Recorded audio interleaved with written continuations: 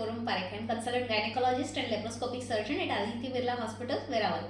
So welcome to my Gynecare channel. So आज हम discuss करेंगे हार्मोनल थेरेपी के बारे में. फाइनली ये मेनोपॉज सीरीज का लास्ट पार्ट है, तो प्लीज़ इसको अंत तक देखिए. तो हार्मोन रिप्लेसमेंट थेरेपी क्या रहती है ये जानने से पहले थोड़ा बेसिक समझ लेते हैं. तो हार्मोन क्या रहता है? तो हार्मोन एक ऐसा केमिकल एंटिटी या फिर स्ट्रक्चर रहता है जो बॉडी में एक जगह पर प्रोड्यूस होता है, फिर ब्लड फ्लो के माफिक दूसरी जगह पे जाता है और दूसरी जगह पे उसका असर दिखाता है. इसको एक हार्मोन कहते हैं. तो हार्मोन रिप्लेसमेंट थेरेपी क्या होती है?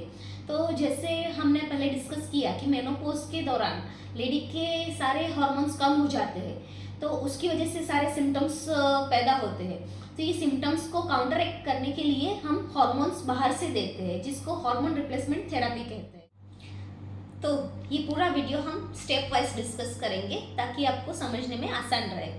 तो सबसे पहला क्वेश्चन ये आता है कि किन पेशेंट्स को हार्मोन रिप्लेसमेंट थेरेपी एडवाइस की जाती है. सबसे पहला हॉट फ्लशिश या नाइट स्वेट्स जिन पेशेंट्स को बहुत ज़्यादा रहती है, मतलब कि बार बार पसीना आ जाता है, रात को सोने के टाइम पे चिलिंग फील होता है या फिर बहुत ज़्यादा पर्सपिरेशन होता है. दूसरा कि जिनकी सेक्सुअल ड्राइव बहुत ही कम हो गई है या फिर ख़त्म हो गई है, उनके लिए ये बेनिफिशियल रहता है.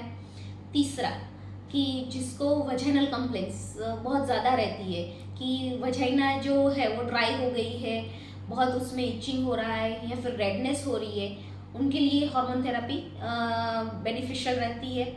चौथा जिनको मूड स्विंग्स रहते हैं, बहुत ही ज़्यादा या तो डिप्रेशन में होते हैं या फिर बहुत ही मूड हाई रहता है, ये दोनों बाइपोलर डिसऑर्डर्स में हार्मोन रिप्लेसमेंट थेरेपी बेनिफिशियल रहती है. और फाइनली पांचवा और वेरी इंपॉर्टेंट ऑस्टियोपोरोसिस, यानी कि जिनकी हड्डी मेनोपॉज के कारण बहुत ही वीक हो गई है और जिनको फ्रैक्चर होने की संभावना बहुत ज़्यादा रहती है, ये पांचों पेशेंट्स होते हैं, उनमें जो है हार्मोन रिप्लेसमेंट थेरेपी का बेहतर रिजल्ट्स मिलते हैं.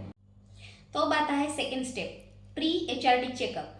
अगर कोई भी पांचों में दी गई कंप्लेंट लेके पेशेंट आता है तो हम डायरेक्टली हार्मोन थेरेपी शुरू नहीं करते. पहला उसका एक बेसिक चेकअप करते हैं. तो बेसिक चेकअप में क्या क्या करते हैं? तो एक तो बेसिक CBC यानी कि ब्लड रिपोर्ट होता है, भूखे पेट का, शुगर का, थायराइड का और कोलेस्टेरॉल का रिपोर्ट करते हैं, यूरिन का रिपोर्ट करते हैं. उसके अलावा एक ECG बेसिक करते हैं कि उसको कोई हार्ट में कोई तकलीफ नहीं है उसके लिए. उसके अलावा उसका एक बेसिक सोनोग्राफी और बेसलाइन मेमोग्राफी, ये दोनों करते हैं ताकि कुछ अंदर बच्चेदानी में फाइब्रोड के और कोई तकलीफ नहीं है. और मेमोग्राफी में ये पता लगाते हैं कि उसको ब्रेस्ट में कोई गांठ के ऐसा कुछ नहीं है. और उसके अलावा एक पेप स्मीयर, ये सारी चीज़ें हम पहले एनलिस्ट करते हैं. तो अब आता है तीसरा स्टेप, यानी कि अगर कोई भी पेशेंट हार्मोन रिप्लेसमेंट थेरेपी के लिए एलिजिबल है तो इसको कौन से टाइप की हार्मोन थेरेपी देनी है, क्या क्या एजेंट्स देने हैं और किस प्रकार से देनी है, तो हम उसके बारे में डिस्कस करेंगे. तो सबसे पहले डिस्कस करते हैं कि क्या क्या एजेंट्स हार्मोनल थेरेपी के लिए दिए जाते हैं. तो जो जैसे हमने पहले वीडियो में दिखाया कि एस्ट्रोजन और प्रोजेस्टेरॉन ये फीमेल बॉडी के मुख्यत्वे हार्मोन होते हैं. तो मेन जो है वो दोनों ज़्यादातर यूज होते हैं. कभी कम फ्रीक्वेंसी में टेस्टोस्टेरॉन और DHEA यानी कि डायहाइड्रो एपिएंडोस्टेरॉन नाम का हार्मोन, ये दोनों भी यूज होते हैं. तो एस्ट्रोजन कंपोनेंट जो है वो किन किन सिम्टम्स में फ़ायदा करता है वो देखते हैं. तो वो हार्ट के लिए एक तो बेनिफिशियल रहता है, दूसरा है हॉट फ्लशिश में वो बेनिफिशियल रहता है, तीसरा है कि वजाइना जो ड्राई है या फिर प्राइवेट पार्ट में बहुत ज़्यादा इचिंग हो रही है ड्राई वजाइना की वजह से, तो उसमें वो बेनिफिशियल रहता है. उसके अलावा सेक्सुअल ड्राइव इंप्रूव करता है. उसके अलावा ऑस्टियोपोरोसिस में भी बेनिफिशियल रहता है. रही एस्ट्रोजन की बेनिफिशियल इफेक्ट. तो दूसरा कंपोनेंट है प्रोजेस्टेरॉन, उसके बारे में डिस्कस करते हैं. तो प्रोजेस्टेरॉन का जो बच्चेदानी है उसके और ब्रेस्ट कैंसर को प्रिवेंट करने में मदद करता है.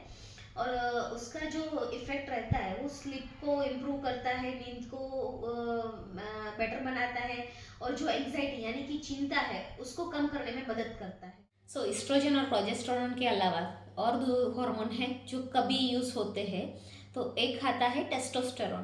टेस्टोस्टेरोन है वो मेजरली मेल हार्मोन है, पर वो फीमेल हार्मोन रिप्लेसमेंट थेरेपी में अगर सेक्सुअल ड्राइव इम्प्रूव करने में काम आता है।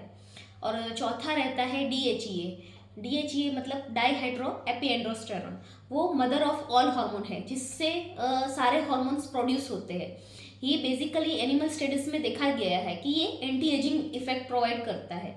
उसके अलावा ये ब्रेन को शार्पन करने में और मेमोरी इंप्रूव करने में मदद करता है। रिप्लेसमेंट थेरेपी दो फॉर्म में अवेलेबल रहती है। एक तो ट्रेडिशनल फॉर्म, जो पुराना जो कन्वेंशनल था वो फॉर्म में रहती है, जिसमें एस्ट्रोजन और प्रोजेस्टेरोन हार्मोन प्रेग्नेंट हॉर्स के यूरिन में से डिराइव किए जाते थे।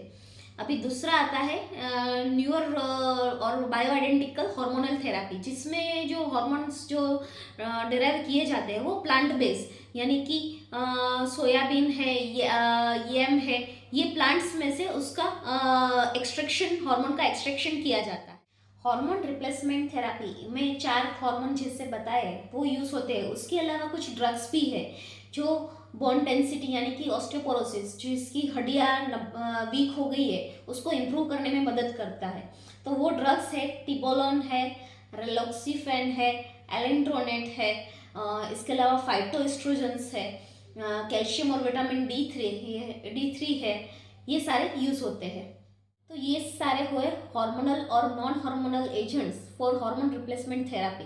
तो अब आता है स्टेप 4, मोड ऑफ ट्रीटमेंट। कैसे हार्मोन थेरेपी दी जाती है उसके बारे में डिस्कस करते हैं। तो हार्मोन रिप्लेसमेंट थेरेपी का मोड हम एक चार्ट से मैं आपको समझाने की ट्राई करूँगी, तो वो ज़रूर देखिए। सो अगर बच्चेदानी यानी कि यूट्रस प्रेजेंट होता है तो एस्ट्रोजन और प्रोजेस्टेरोन दोनों कंपाउंड दिए जाते हैं। फिर आता है अगर यूट्रस प्रेजेंट है तो उसमें 2 टाइप के पेशेंट रहते हैं। एक तो पेरीमेनोपोज, जिनका मेनोपोज नियर है पर अभी तक आया नहीं है, तो उसको जो है एस्ट्रोजन और प्रोजेस्टेरोन दोनों ड्रग्स दिए जाते हैं। एस्ट्रोजन है वो डे 1 से डे 25 तक दिया जाता है, और प्रोजेस्टेरोन है वो डे 14 से लेके डे 25 तक दिया जाता है। और उसके बाद जो 5 दिन का जो गैप आता है उसमें जो है पेशेंट को पीरियड्स आते हैं। तो ये थेरेपी को sequential combined oestrogen progesterone therapy बोलते हैं। फिर आता है अगर पेशेंट में यूट्रस प्रेजेंट है पर उसको मेनोपॉज हुए 1 साल से ज़्यादा हो गया है, तो उनको जो है कंटिन्यूस एस्ट्रोजन और प्रोजेस्टेरोन डे 1 से लेके डे 30 तक दिया जाता है। इसको बोलते हैं कंटिन्यूस कंबाइंड हार्मोनल थेरेपी। फिर आता है दूसरा सिनारियो, जिसमें कि बच्चेदानी कोई भी कारण से नहीं है, यूट्रस निकाल दिया गया है, तो उसमें 2 टाइप्स के एजेंट्स यूज़ होते हैं। एक तो जो आता है कि ओनली एस्ट्रोजन यूज़ होता है, और वो कंटिन्यूस फॉर्म में डे 1 से लेके डे 30 तक यूज़ होता है।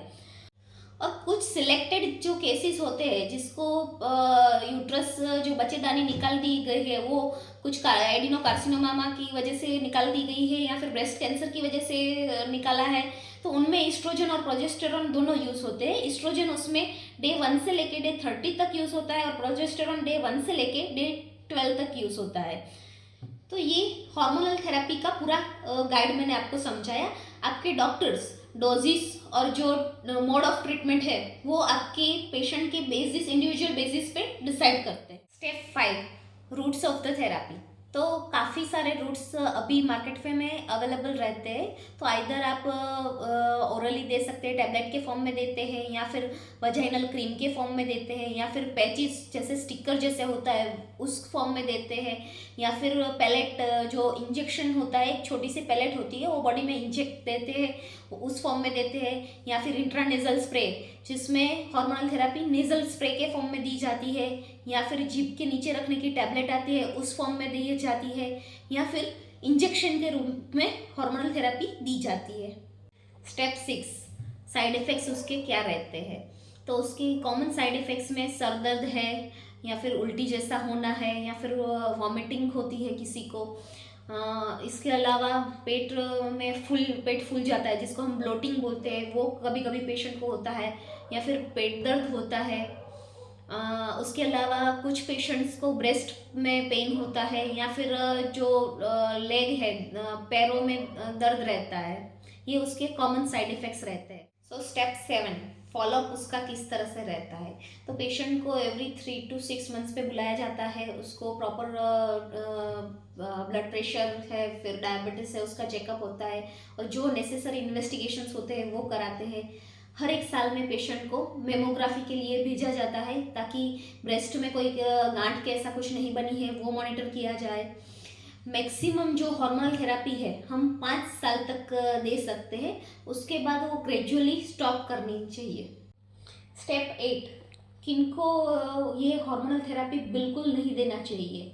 तो सबसे पहले प्रेगनेंसी है, या फिर दूसरा कि अगर कोई भी टाइप का ब्रेस्ट है या फिर बच्चेदानी का कैंसर डिटेक्ट हुआ है उनको।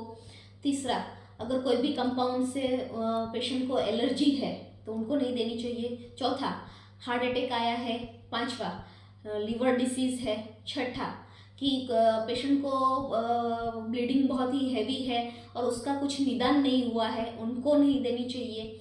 उसके अलावा कोई भी पेशेंट है उसको नस में गड्ढे बनने की प्रक्रिया है वो रहती है, जिसको हम डीप वेनस थ्रोम्बोसिस बोलते हैं, ये पेशेंट्स को हार्मोनल थेरेपी बिल्कुल नहीं देनी चाहिए।